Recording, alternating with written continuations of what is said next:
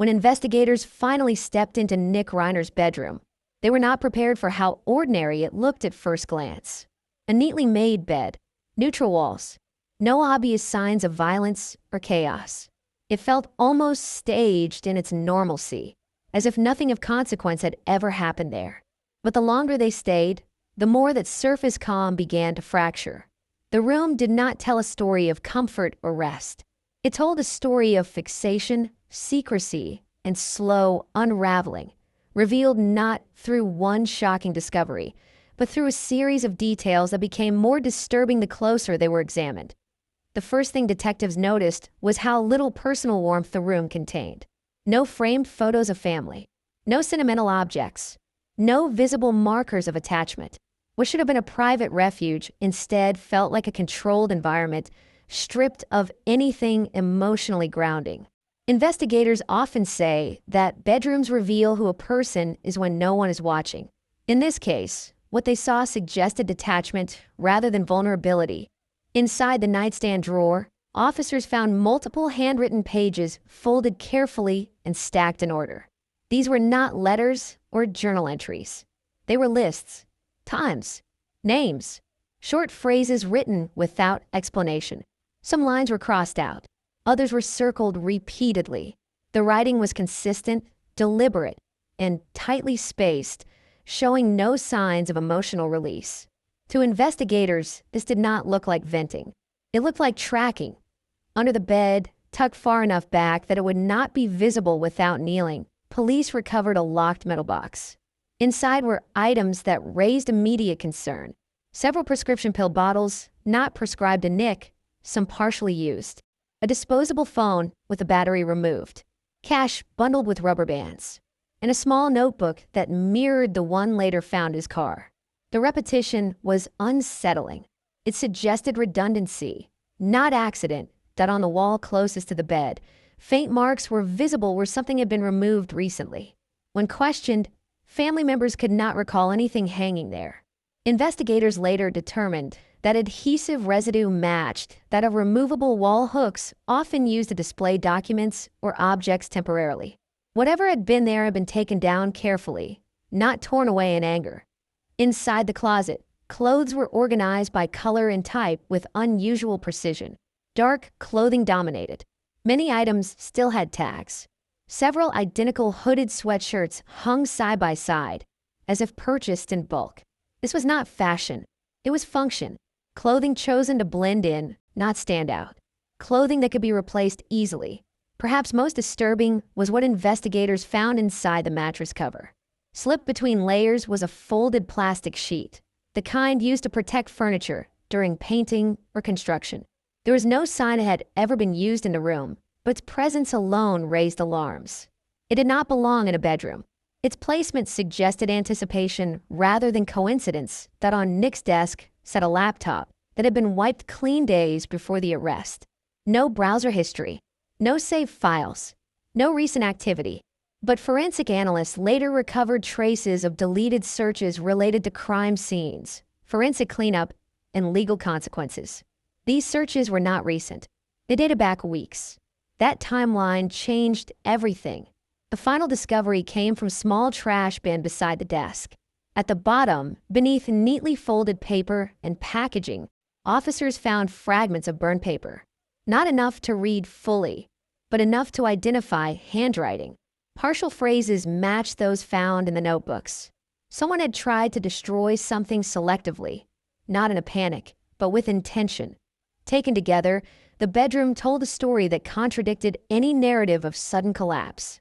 This was not a space of emotional overflow. It was a space of control. Every disturbing element pointed toward preparation, concealment, and repetition. The room did not explain motive. It explained mindset. Investigators would later say that the bedroom was as important as the crime scene itself. Not because it showed what happened, but because it showed what came before. Patterns do not appear overnight. They accumulate quietly, often in private spaces where no one thinks to look. What police found in Nick Reiner's bedroom did not scream violence. It whispered intention. And sometimes those whispers are far more terrifying as investigators moved deeper into the bedroom. They began treating it less like a living space and more like an archive. Every drawer, every surface, every absence was documented. The room did not feel lived in. It felt maintained. That distinction mattered. Maintenance implique attention. It suggests someone was curating what could be seen and what could not lie in the top drawer of the dresser. Officers found a collection of identical notebooks, most of them unused. Only 2 had writing. The rest were blank, pristine, untouched. To detectives, this suggested preparedness. The kind of preparedness that anticipates future need rather than records past emotion. People who journal to cope tend to fill pages quickly and unevenly. These notebooks waited. Inside one of the written notebooks, investigators noticed a repeated phrase appearing on different pages, written in the same careful hand. The phrase was not emotional or expressive. It was procedural, short, neutral. It appeared next to dates, times, and locations. Nothing in the notebook explained what the phrase referred to, but its repetition suggested it functioned as a marker, something meaningful only to the writer. Near the bed, a digital alarm clock sat unplugged. Family members said Nick preferred to use his phone, but forensic analysis showed the clock had been used recently. Its internal memory recorded multiple alarms set and cleared during late-night hours. This detail suggested nights spent awake, planning or monitoring time rather than sleeping. The clock had been unplugged deliberately, likely to avoid noise or tracking. Behind a stack of books on a low shelf, officers found a folded envelope containing printed legal documents. Not court papers, general information, definitions, sentencing guidelines, explanations of criminal responsibility. These documents had been printed weeks earlier. They were not casual reading. They were reference material. Investigators also noted the absence of substances in the room. No alcohol, no visible drugs, no por nadie. For someone with a known history of addiction, that absence was striking. It suggested control or concealment. Either the room had been cleaned thoroughly or substances were stored elsewhere intentionally. Inside the bathroom attached to the bedroom, police found multiple bottles of cleaning solution, some unopened, others partially used. The brands matched those found later in the car. This overlap connected spaces. It suggested that the same mindset governed both environments. The bedroom was not isolated. It was part of a system. On the inside of the closet door, faint pencil markings were visible, almost erased. Numbers, arrows, simple shapes. They looked like planning marks, not decoration.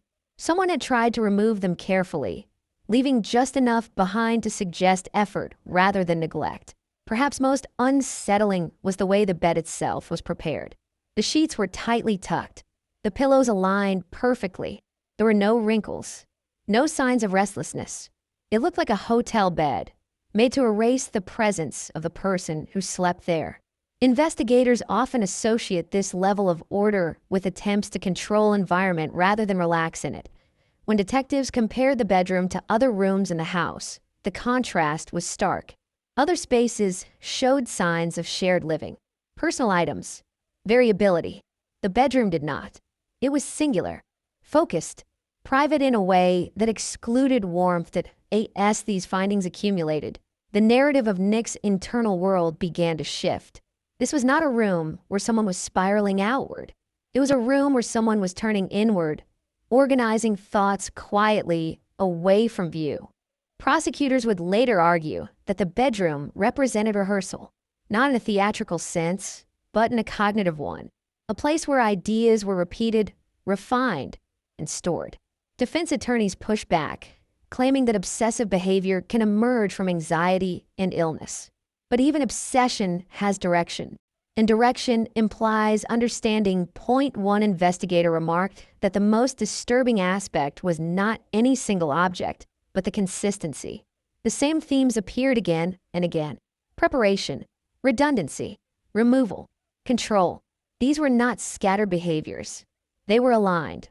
When the bedroom evidence was introduced alongside the car and digital records, a fuller picture emerged. The bedroom showed what came before. The car showed what came after. Together, they framed the act itself as part of a continuum rather than an isolated explosion. Family members struggled with this interpretation. It was painful to imagine that such thoughts could take root quietly under the same roof. But investigators see this pattern often. The most consequential actions are rarely preceded by visible chaos. They are preceded by silence. The bedroom did not contain anger. It contained patience. It did not contain grief. It contained calculation. And that is why what police found there was so disturbing that IT suggested that the worst part of the story did not begin on the night of the crime. It had been unfolding quietly behind a closed door for much longer. As forensic teams completed their sweep, analysts began cross-referencing the bedroom findings with digital data recovered from Nick's devices and cloud backups. Patterns that felt unsettling in isolation started aligning with timelines. Late-night activity spikes, repeated logins at precise intervals, periods of silence followed by brief bursts of search activity. This rhythm mirrored the alarm clock data and reinforced the sense that the room had functioned as a planning hub rather than a place of rest. Point 1. Recovered fragment from the burned papers drew particular attention. Though incomplete, it contained a sequence of numbers that matched timestamps found in Nick's phone metadata. This connection suggested that information had been transferred between mediums, written down, then partially destroyed. Sélective destruction impede discernement. It means someone decided what needed to disappear and what could remain. Panic destroys everything. Deliberation chooses. Investigators also discovered that several items normally associated with comfort had been removed from the room in advance. No extra blankets. No personal mobiliario. No hobbies visibles. Family members confirmed that these items had existed previously. Their absence was not accidental. Someone had curated the space to minimize distraction. This kind of environmental narrowing is often associated with fixation rather than distress. Behind the dresser, officers found faint scrape marks on the wall near the baseboard. Measurements indicated that a small piece of furniture had been moved repeatedly, likely to access something hidden behind it. No hidden compartment was found, suggesting that whatever had been stored there had already been removed. Again, the absence became evidence. It suggested forethought and follow-through. Forensic linguists examined the handwritten notes and identified consistent phrasing patterns. The language was utilitarian. No metaphors, no emotional descriptors, just actions and markers. This style contrasted sharply with text messages Nick sent to family members, which were often vague, defensive, or emotionally charged. The difference suggested compartmentalization. One voice for the outside world, another for private planning. The bedroom's lighting also drew scrutiny. All bulbs were high-output daylight LEDs, uncommon for a sleeping space. Such lighting reduces shadow and improves visibility. It is often used for workspaces rather than relaxation. Investigators theorized that the room had been optimized for alertness, not comfort. This aligned with the alarm clock usage and late-night activity. Digital forensics recovered evidence that Nick had accessed the bedroom laptop exclusively while offline during specific sessions. He disabled wireless connectivity manually before opening certain files. This behavior suggested awareness of digital footprints. Offline access reduces logging and tracking. It also requires intention. These sessions correlated with dates noted in the notebooks. In the closet, officers found a small lockbox bolted to the floor beneath a shoe rack. It was empty, but the bolt marks were fresh. Someone had removed its contents shortly before the arrest. The lockbox's size suggested it held documents or digital storage, not valuables. Its removal added to the sense of cleanup occurring before discovery. Investigators also noted that the room's trash had been taken out unusually often in the weeks leading up to the incident.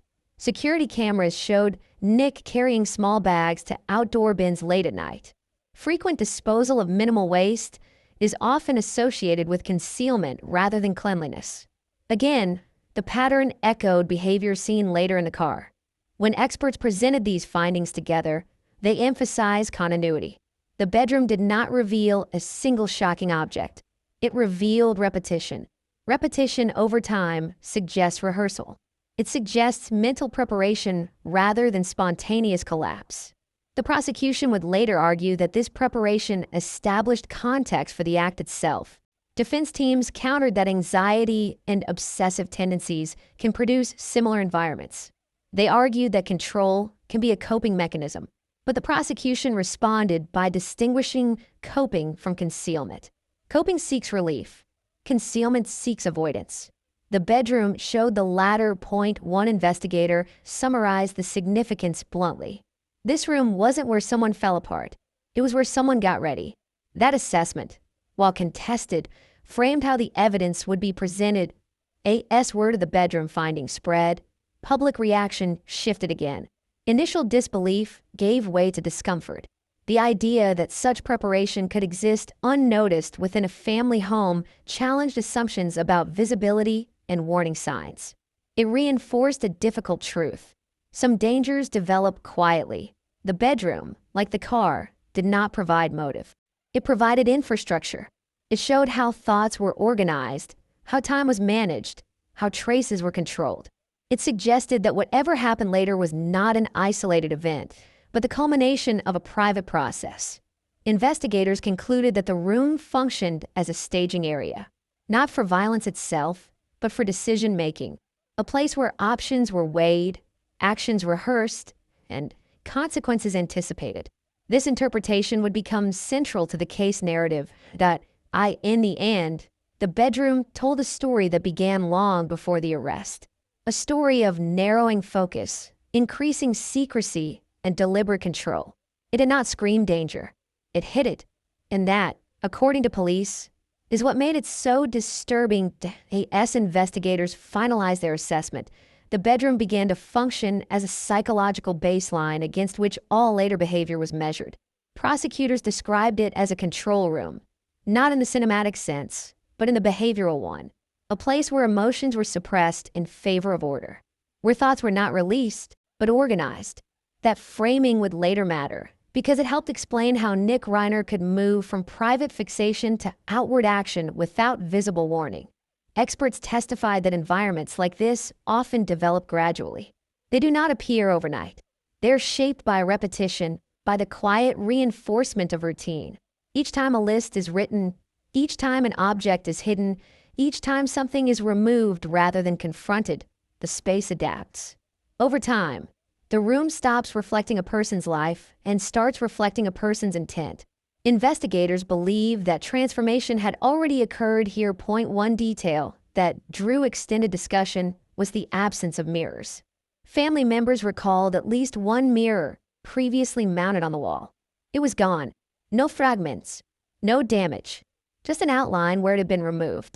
Psychologists noted that removing mirrors can be associated with avoidance of self-reflection or identity disruption. Whether intentional or incidental, the removal added to the sense of deliberate environmental control. The bedroom's windows were also examined. Heavy blackout curtains had been installed, secured tightly to prevent light bleed. This was unusual given the home's layout and the presence of natural light elsewhere. Blackout curtains are not inherently suspicious, but combined with the room's other features, they suggested isolation, a controlled interior space separated from the outside world. Investigators also recovered receipts from hardware and office supply stores dated weeks prior. Items listed included storage containers, document folders, and locks. None of these items were found in common areas of the house. Their absence suggested they had been used privately, likely within the bedroom, then removed or concealed elsewhere. Again, the pattern pointed toward preparation rather than impulse. When prosecutors presented the bedroom evidence alongside digital timelines, they emphasized pacing. There are no sudden spikes that suggested emotional explosions. Instead, there was consistency. Late nights, repeated routines, incremental changes to the space. That pacing contradicted the idea of a sudden psychological break. Breaks are abrupt. This was gradual. Defense teams argued that gradual changes can also reflect worsening anxiety or obsessive tendencies. They pointed to cases where individuals respond to internal chaos by increasing external order. The prosecution did not dispute this possibility. Instead, they asked a narrower question. Did that order serve comfort, or did it serve concealment? The answer, they argued, was the latter.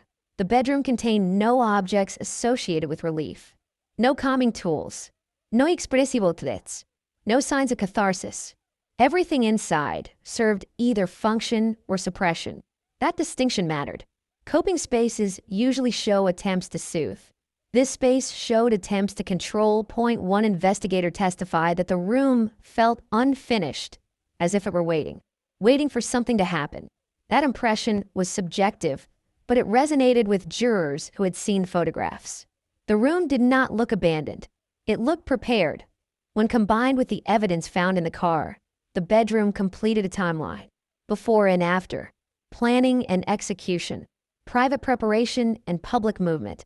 The act itself sat between two environments that shared the same logic. Control before. Control after. Family members struggled with this portrayal. It was painful to imagine such a process unfolding quietly nearby. But investigators emphasize that this is often how serious crimes develop. Not through visible collapse, but through invisible narrowing. Attention turns inward. Secrecy increases. Preparation replaces expression. The bedroom findings did not prove what Nick intended to do, but they showed that intention had room to grow. It was not crowded out by chaos or confusion. It was given structure. Structure makes action easier. Legal analysts later noted that jurors are often persuaded less by dramatic revelations and more by continuity. The bedroom provided continuity. It showed that the night of the crime was not an anomaly. It was a culmination. In closing discussions, prosecutors described the bedroom as the quiet beginning of the story, not because something happened there, but because something was allowed to develop. That framing shifted the narrative away from unpredictability and toward responsibility. The room did not scream danger. It concealed it behind order and silence.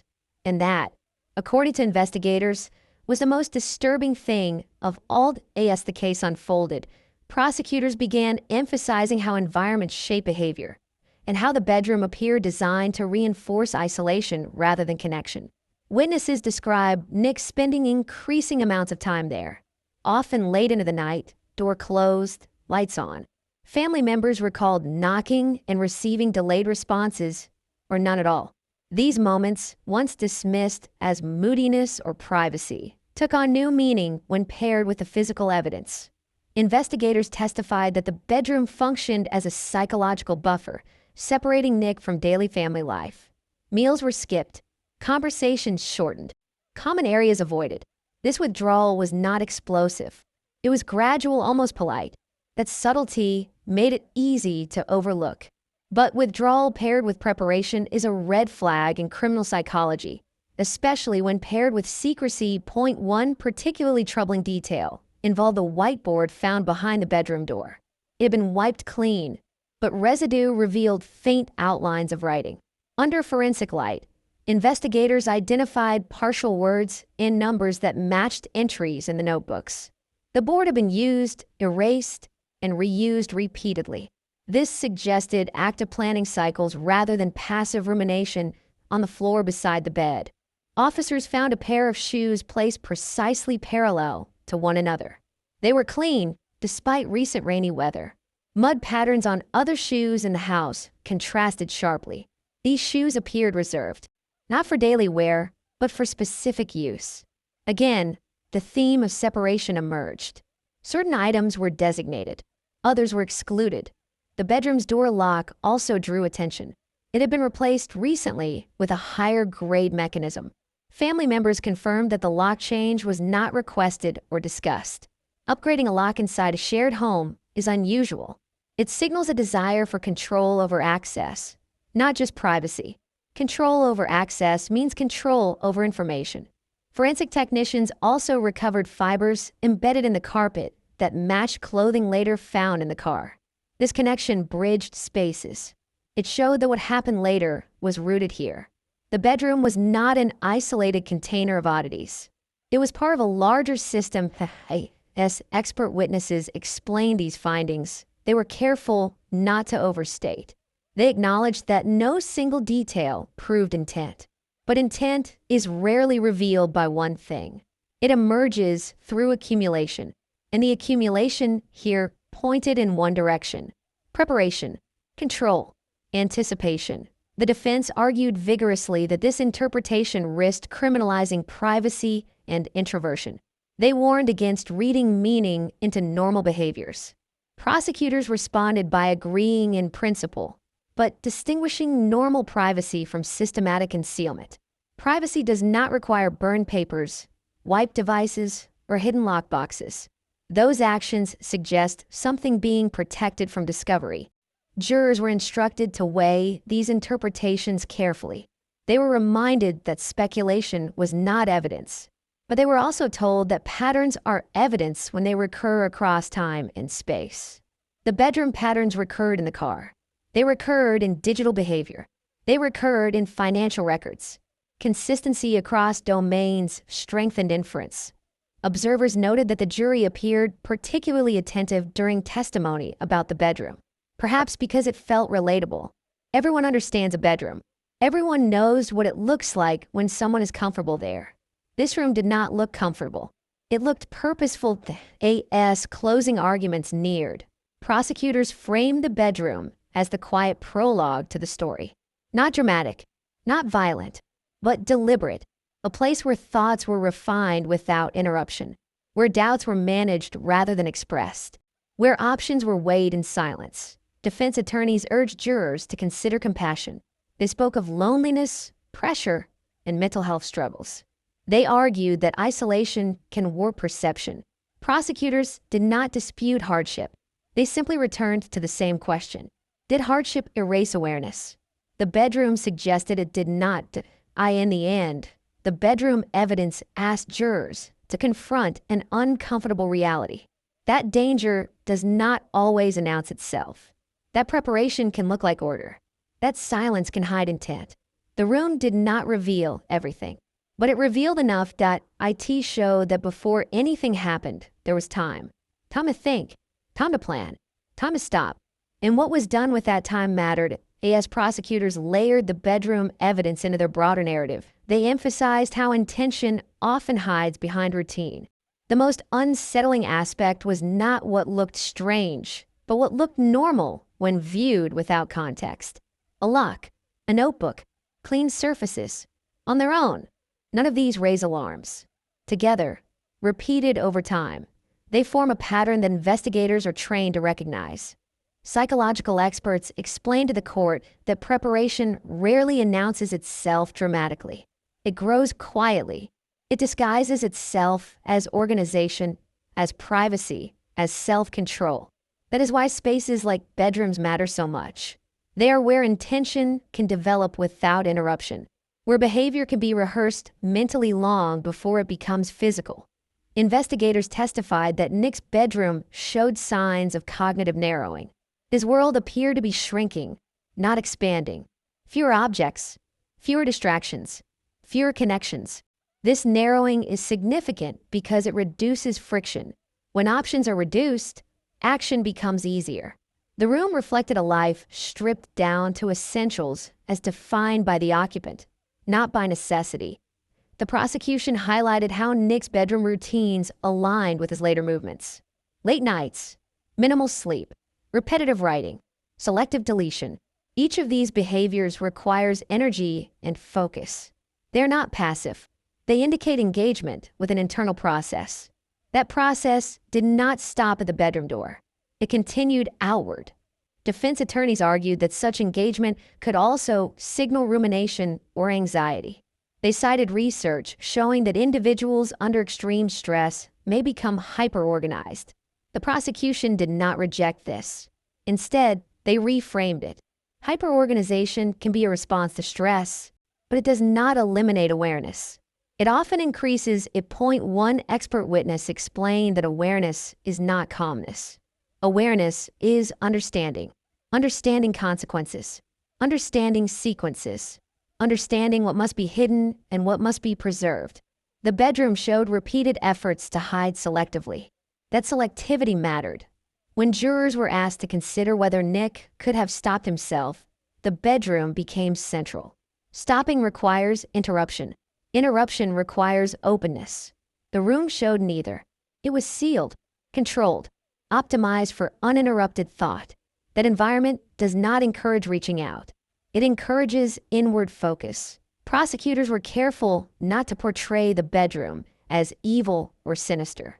They described it as neutral, a space that reflected choices. Choices accumulate meaning. The meaning here was not emotional release. It was preparation to, as testimony continued. Jurors learned that no emergency plans were found in the room. No contacts. No notes asking for help. No expressions of fear. The absence of these elements contrasted sharply with the presence of concealment tools. That contrast reinforced the prosecution's position. Defense teams asked jurors to imagine being judged by their private spaces. They warned against criminalizing introversion. Prosecutors responded by reminding the court that introversion does not require burned papers, hidden phones, or locked containers bolted to the floor. Those actions go beyond personality. They enter the realm of intention. As the narrative matured, the bedroom stopped being seen as a list of disturbing items and started being understood as a system designed to support secrecy. Systems are built, not stumbled into. They require maintenance. The room had been maintained. Jurors were instructed that they did not need to decide why Nick acted as he did. They needed to decide whether he understood his actions and their consequences. The bedroom evidence addressed that question indirectly but powerfully. It showed time. It showed repetition. It showed controlled.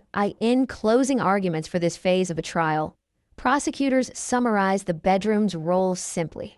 This was where the story began quietly, not with violence, but with choices made in private. Choices that shaped everything that followed. The defense urged mercy. They spoke of pain and isolation. They asked jurors to see the room as a symptom rather than a signal. But symptoms and signals are not mutually exclusive. A symptom can still indicate danger. To be why the time the jury moved on to consider the next phase of evidence, the bedroom had left its mark. It reframed the narrative. It shifted the question from whether something snapped to whether something was built over time. The room did not answer every question. It did not need to. It answered the one that mattered most, whether there was space for intention to form. The evidence suggested there was the courtroom shifted towards synthesis rather than discovery. The bedroom evidence began to settle into the jurors' minds not as a collection of oddities, but as context. Context gives behavior meaning. Without it, actions can seem isolated or inexplicable. With it, they begin to form a trajectory. Prosecutors relied on that trajectory heavily, arguing that the bedroom showed not only what Nick did, but how he prepared himself to do it. One expert described the room as cognitively economical. Everything unnecessary had been removed. Everything useful had been preserved or duplicated. That economy suggested intention rather than neglect. People overwhelmed by emotion often accumulate clutter. They surround themselves with distraction. This room did the opposite. It reduced noise. It sharpened focus. It allowed thoughts to repeat without interruption. Investigators pointed out that repetition is a key component of normalization. When a thought is revisited often enough in a controlled space, it begins to feel familiar. Familiarity reduces resistance. The bedroom, with its notebooks, erased boards, and controlled access, provided an environment where ideas could be rehearsed until they no longer felt extreme. That process does not require malice. It requires time.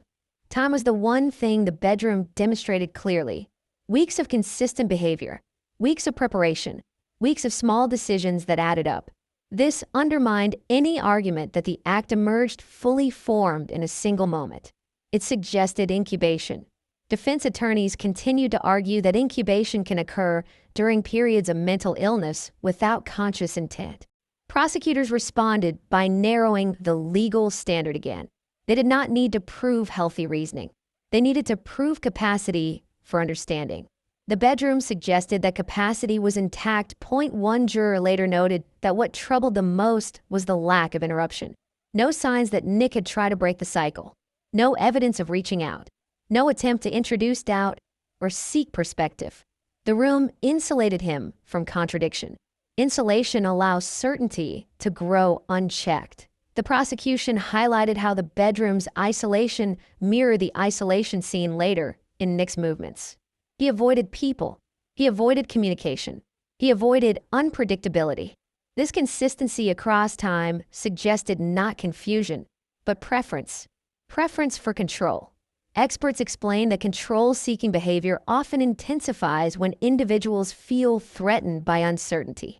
But control-seeking does not negate awareness. In fact, it often heightens it. One must understand what is threatening in order to control it.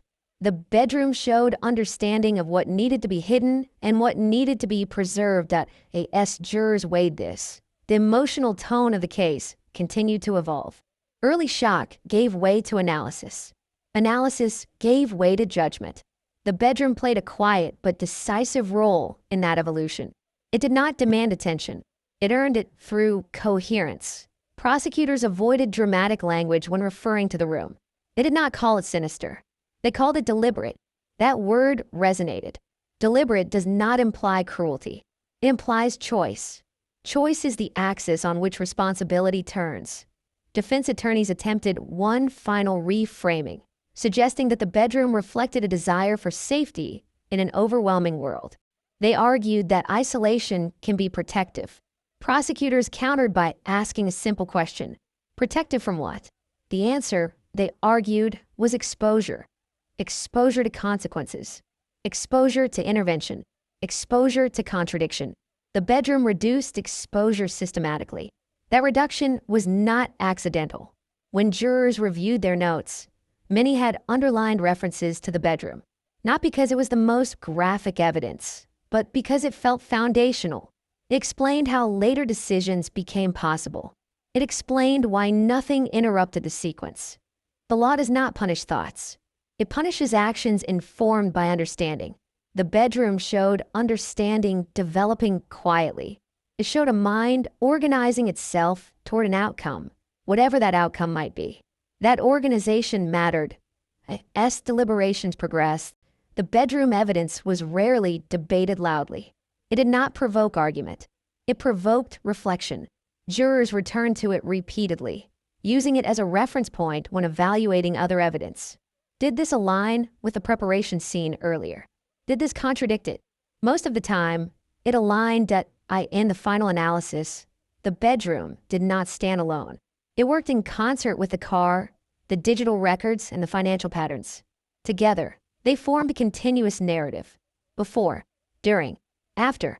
The bedroom anchored the beginning of that narrative. It showed that nothing emerged from nothing, that what happened was not isolated in time, that intention, once formed, was given space to solidify.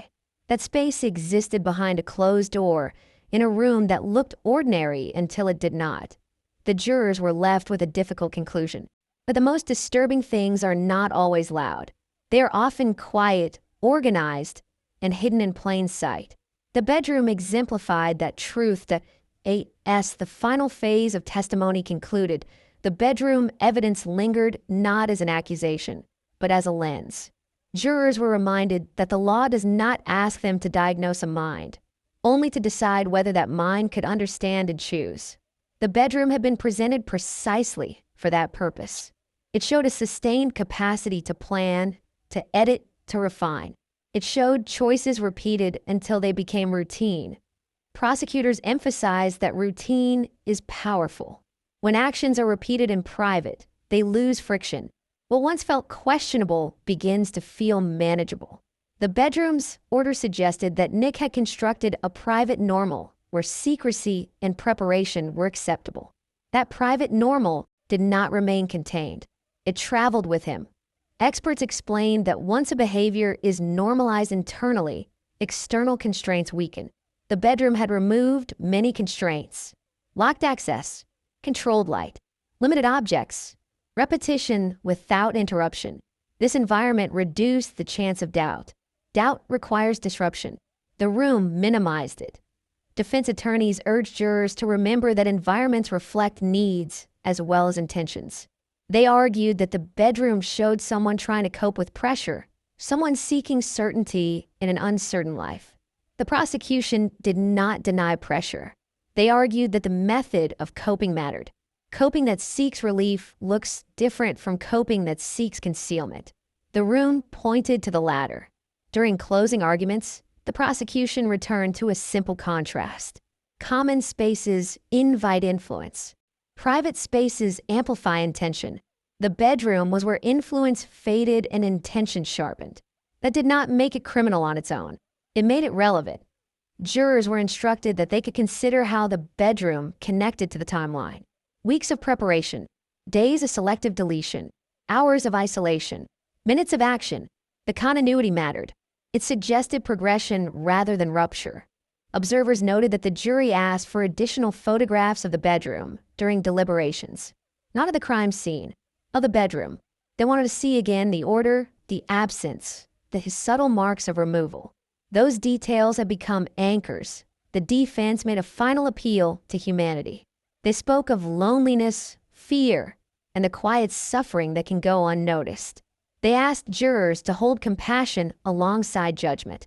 The prosecution acknowledged compassion, then returned to responsibility. Compassion explains suffering. It does not erase awareness. The bedroom evidence did not claim certainty about motive. It did not pretend to read thoughts. It showed preparation that reduced uncertainty. It showed time used to organize rather than to seek help. It showed choices made when alternatives existed. In deliberation, jurors reportedly discussed whether the bedroom felt like a refuge or a workshop. The difference mattered. A refuge soothes. A workshop produces. The room looked productive. It produced lists, plans, and erasures. It produced readiness. When a verdict was reached, reactions were subdued. There was no sense of triumph, only gravity. The bedroom had helped replace shock with understanding, and understanding carries weight. It forces acknowledgement that tragedy can be accompanied by intention. In the weeks that followed, legal commentators returned to the bedroom as a case study, not because it was sensational, but because it illustrated how preparation can hide behind order, how danger can grow quietly in controlled spaces, how the absence of chaos does not imply safety. For families watching from afar, the lesson was uncomfortable. Warning signs are not always dramatic. They can look like privacy, neatness, and withdrawal.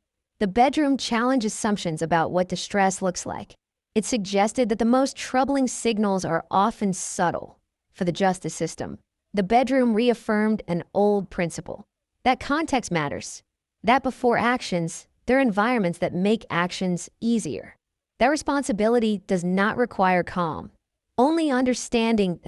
As the case concluded, one investigator summarized the role of the bedroom plainly.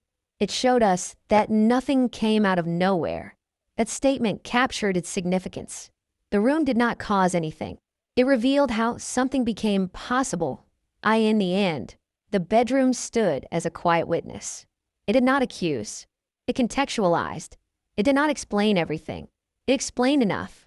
In that, according to police and prosecutors alike, is why what was found there mattered so deeply.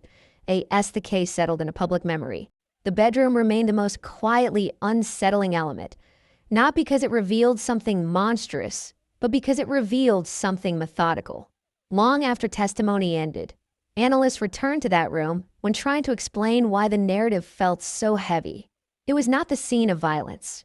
It was the place where nothing happened, and that absence was the point. It showed how intention can grow without noise, how danger can mature without spectacle. What disturbed many observers was how easy it would have been to miss. A closed door, a preference for privacy, a clean room. None of these trigger alarms on their own. Society often associates disorder with risk and neatness with stability. The bedroom inverted that assumption. Order was not reassurance. It was infrastructure. Investigators emphasized that this was not about criminalizing solitude or discipline. It was about recognizing patterns when discipline serves concealment rather than well-being. The room did not contain outlets for stress. It contained tools for control. That distinction became clearer the longer the evidence was examined. For jurors, The bedroom helped answer a question that testimony alone could not. How did someone move from internal struggle to external action without interruption? The answer was not found in a single moment, but in a sustained environment that allowed thoughts to repeat, refine, and harden. Repetition creates familiarity. Familiarity reduces resistance. That process does not require intent at the start. It creates intent over time. Psychologists noted that the most dangerous transitions are often gradual. Sudden breaks attract attention. Gradual narrowing does not. The bedroom showed narrowing. Fewer objects, fewer influences, fewer voices. This narrowing made the internal world louder and the external world quieter. When that balance shifts too far, perspective collapses. The defense argued that this collapse was the true story. That isolation fed distortion, that the room reflected a mind retreating rather than advancing. The prosecution countered that retreat does not erase responsibility when it produces preparation. Retreat becomes relevant when it leads to action informed by awareness. The bedroom suggested awareness remained in post-trial commentary. Legal scholars pointed out that the case would be remembered less for its shocking elements and more for its instructional value. It demonstrated how intent can be inferred not from declarations, but from environments, from what is kept, from what is removed, from how time is used in private. Families watching similar stories unfold elsewhere express discomfort. Many recognize pieces of their own lives in evidence. A child who isolates, a door that stays closed, late nights, minimal conversation. The case forced a difficult conversation about where concern should begin. It challenged the idea that visible chaos is the primary warning sign. Law enforcement agencies later referenced the bedroom in training materials, emphasizing that preparation often hides behind normalcy. They cautioned investigators to look not only for dramatic red flags, but for sustained patterns of control and concealment. The bedroom became an example of how silence can be informative for the justice system. The room reaffirmed a principle that is easy to state and difficult to apply. That understanding can coexist with distress. That suffering does not eliminate choice. That responsibility is measured not by emotional health, but by awareness of consequences. The bedroom showed consequence awareness developing over time, that as public attention moved on, the bedroom remained fixed in the case record, unchanged. It did not argue. It did not justify. It simply documented a private process that had real-world outcomes. That documentation mattered because it replaced speculation with structure. The final lesson drawn by investigators was not about blame, but about vigilance. Dangerous intent does not always announce itself with anger or chaos. Sometimes it arrives quietly, organized, patient, and unnoticed. The bedroom embodied that reality that in the end, what police found there did not explain everything, but it explained enough. It showed that before the arrest, before the evidence, before the headlines, there was time. Time used not to seek help, but to prepare. Time used not to open doors, but to close them. That time, preserved in the details of single room, became the most sobering part of the story. Not because it was dramatic, but because it was ordinary. And ordinary spaces, when shaped by intention, can carry extraordinary consequences.